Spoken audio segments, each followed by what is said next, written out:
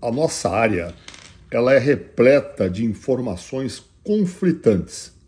Uma pessoa fala uma coisa, outra pessoa fala outra, e a pessoa leiga, o praticante, a pessoa que treina musculação, o atleta das diversas modalidades, ele às vezes ele não sabe em quem confiar ou qual orientação seguir. Exemplo, é necessário fazer aquecimento antes da musculação?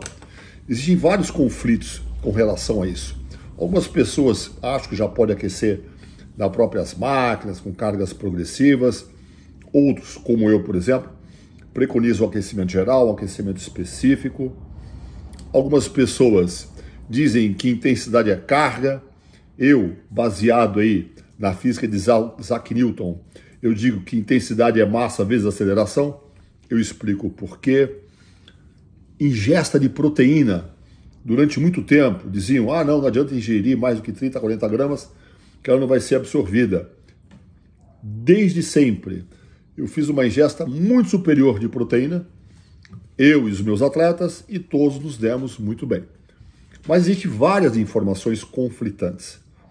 E a pessoa fica perdida no aspecto da nutrição, da própria medicina e do treinamento físico, principalmente aí a nossa musculação, que está em voga nos dias de hoje. Pois bem, como que eu posso tomar uma atitude, uma decisão inteligente e que seja uma decisão positiva? Então eu vou dar para vocês alguns tópicos que devem ser observados na tomada de decisão, ao invés de seguir apenas a opinião dos outros, tá? Cegamente. Tem pessoas que não param para raciocinar. Ela simplesmente acredita naquele ponto por um motivo ou outro, porque é um influencer. Então, hoje, nós temos uma questão muito séria, que são os chamados influencers, que são pessoas curiosas, não necessariamente pessoas estudadas, falando de uma área da qual normalmente se posicionam a favor de uma situação ou de outra, porque estão ganhando algum dinheiro, porque estão sendo patrocinados ou querem chamar a atenção das pessoas, tá? Então tem que tomar muito cuidado com os chamados influencers. Quem é esse influencer? O que está por detrás dessa pessoa? O que o patrocina? O que o motiva para tomar uma atitude ou outra? Que experiência da vida real essa pessoa tem? Então, um dos pontos chaves é você selecionar quem você está ouvindo, analisando a bagagem que essa pessoa tem, a experiência que ela tem. Muitas vezes a pessoa tem até uma experiência, mas é só uma experiência com ela mesma. E ela acha que se funcionou para ela, vai funcionar para qualquer um. Mas a natureza humana não funciona assim. Nós somos indivíduos.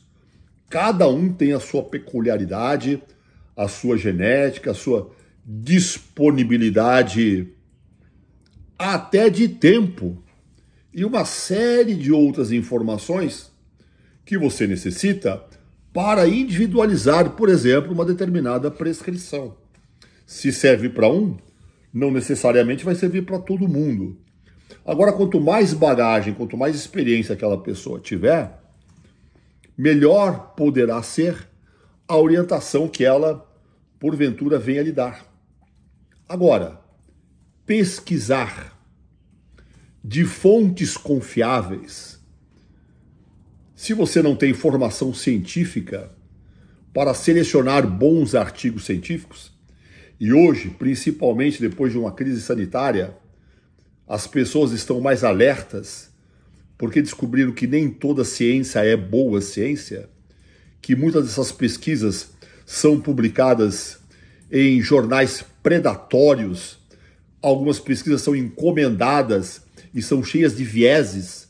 Então, ao invés de acreditar, só porque a pessoa colocou um resumo da pesquisa, como se aquilo fosse uma verdade que não pudesse ser contestada. E não é isso. principalmente nessas áreas mencionadas, cada pesquisa é apenas um bloquinho do quebra-cabeça. Tá? Então você tem que verificar o montante das situações para que você consiga tomar a sua decisão. Agora, nessa decisão, quais serão as possíveis consequências daquela atitude, daquela atividade, a curto, médio e longo prazo? Se eu desejar me arriscar no mundo dos farmacológicos, quais são as consequências a curto, médio e longo prazo? Vamos pensar seriamente a respeito disso. Por exemplo, se eu partir para um agachamento sem mobilizar e sem alongar e realizar um aquecimento prévio, o que pode me acontecer? O que pode acontecer com o meu agachamento? Será que eu posso me lesionar? Qual é a chance de eu me lesionar? Então você deve manter essas questões em mente. Pesquisar, consultar pessoas doutas que entendam do assunto e que você confie, analisar possíveis consequências, mas antes de mais nada, você deve exercer o poder da sua intuição. Todos nós temos intuição. Elas às vezes são tamponadas em função dos entrames da vida moderna e você vai deixando de praticar a sua intuição porque você se afasta dela. Você deixa de perceber naturalmente aquilo que existe em volta de você e que possa ser para você de uma ótima percepção a ser captada. E isso, antes de mais nada, abastece a sua capacidade de perceber automaticamente se aquilo é válido ou não, ao invés de única e exclusivamente basear-se em terceiros ou único e exclusivamente em alguma fonte que nem sempre é confiável. Agora, como é que eu vou desenvolver esta intuição? Através da ampliação da nossa autoconsciência. A autoconsciência, veja como as coisas começam a se conjugar. A autoconsciência é a sua própria consciência inata, você já nasceu com ela, abastecida pelo conhecimento. Então você vai abastecendo a sua própria consciência das fontes bibliográficas, da análise de possíveis efeitos a médio, curto e longo prazo.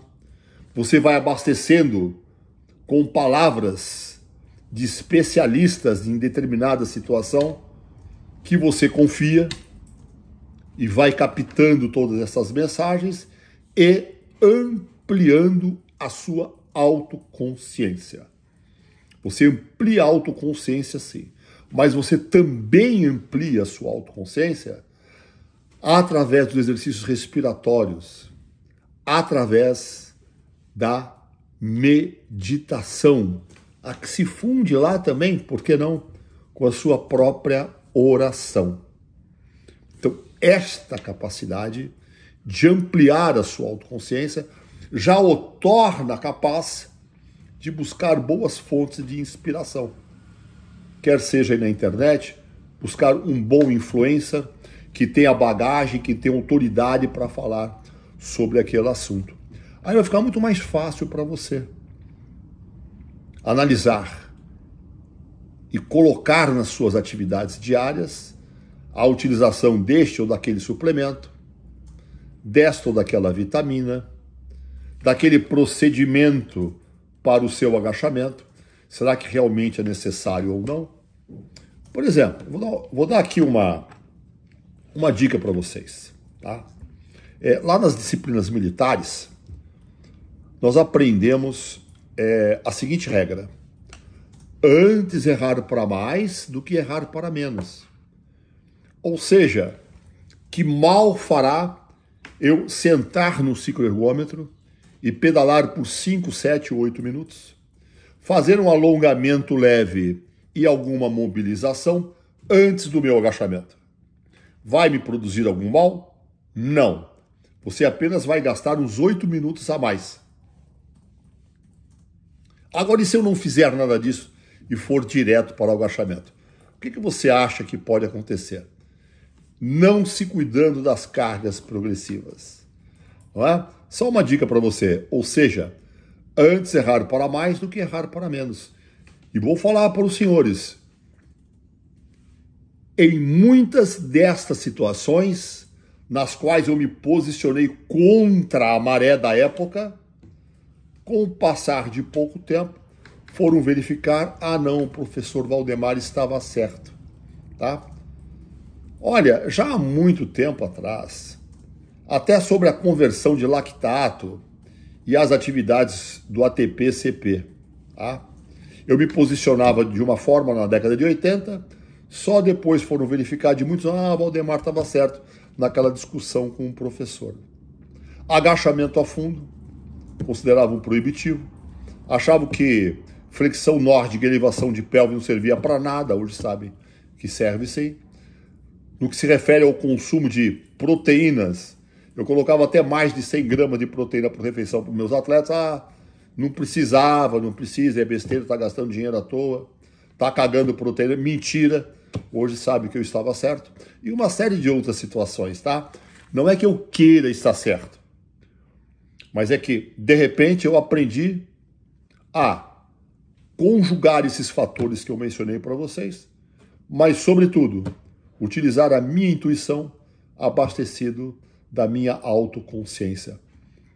Dos 29 livros que o professor escreveu, o principal deles é o Mantenha o Foco, Treinamento Autoconsciente.